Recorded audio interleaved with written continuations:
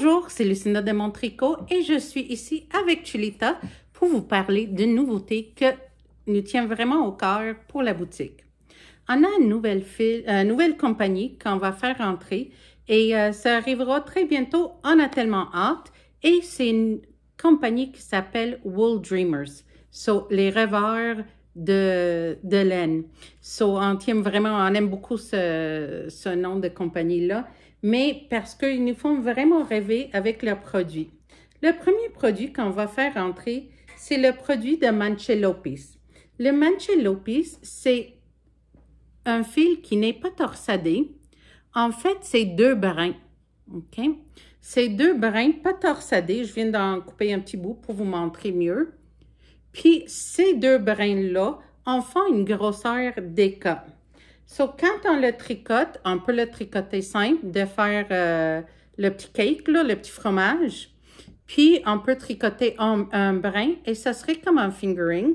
Ça serait vraiment ultra léger.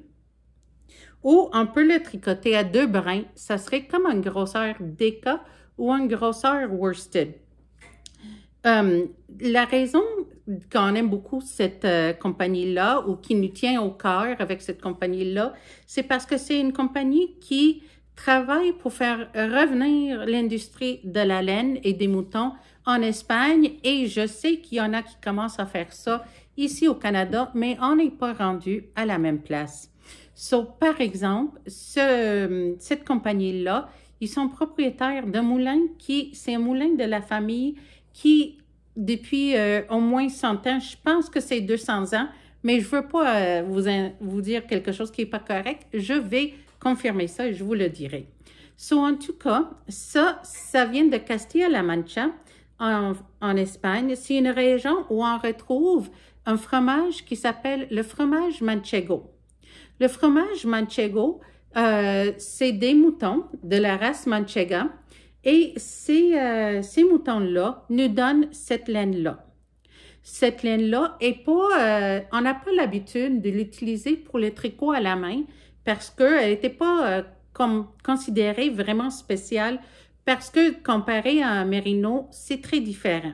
C'est des moutons élevés pour leur lait et pour faire du fromage. Mais avec Wool Dreamers, ils ont eu le rêve de faire revaloriser ces laines-là pour vraiment d'autres utilités. Et en sorte, ils ont commencé avec le manchega. Et c'est pour ça qu'on l'appelle Mancelopi. Mancelopi est pas torsadé. Donc, c'est vraiment un fil qui est unique, qui nous fait réfléchir et c'est comme une méditation en action. Il faut qu'on prenne le temps pour réfléchir quand on tricote et qu'on ne serre pas trop la laine. Quand on la tricote, elle est fragile, mais quand elle est finie, quand elle est tricotée, elle est vraiment solide et pas fragile du tout. Je vais vous en parler de ça tantôt. Par exemple, quand on fait un montage, on va faire un montage. J'ai fait une autre vidéo, juste pour pas...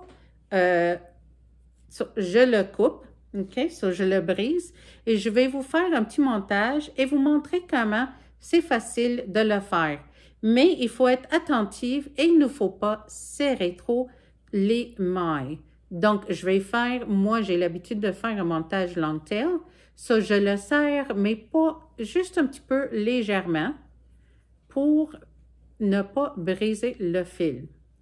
L'avantage, quand on le brise, c'est qu'on peut juste le coller avec les mains. On frotte un petit peu, puis ça va le coller et ça va le fixer. Ici, j'ai juste monté quelques mailles et pendant qu'on jase, je vais faire quelques petits rangs pour vous montrer qu'est-ce que ça donne. Une chose qui est importante et qui nous vraiment tient à cœur avec les Mancelopis, c'est que c'est comme les diètes de 100 km. Donc, je comprends que quand ça vient chez nous, il y a un peu plus de carbone, des gaz à effet de serre qui ont été utilisés. Mais tout ça, c'est dans une circonférence de 100 km. Les moutons, le moulin et la compagnie de Wool Dreamers est vraiment toute dans une circonférence de 100 km.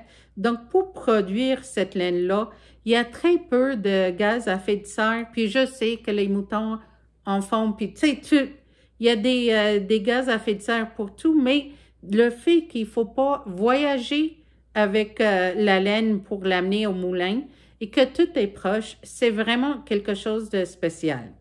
Puis, OK, so là, je commence à tricoter en stockinette, on le voit un petit peu et je continue.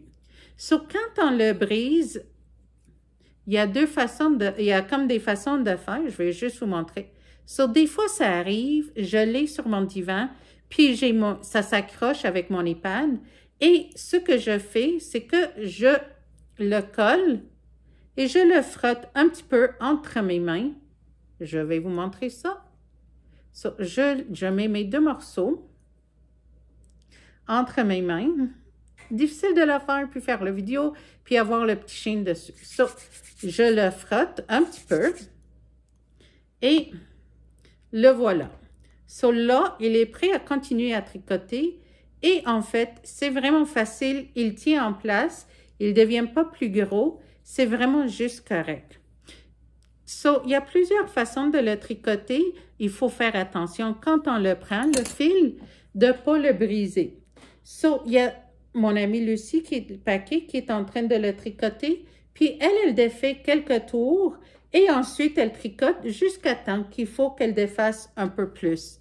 C'est vraiment une façon de faire un petit peu de la méditation et en action et de méditer sur nos actions et de ne pas essayer d'être toujours pressé.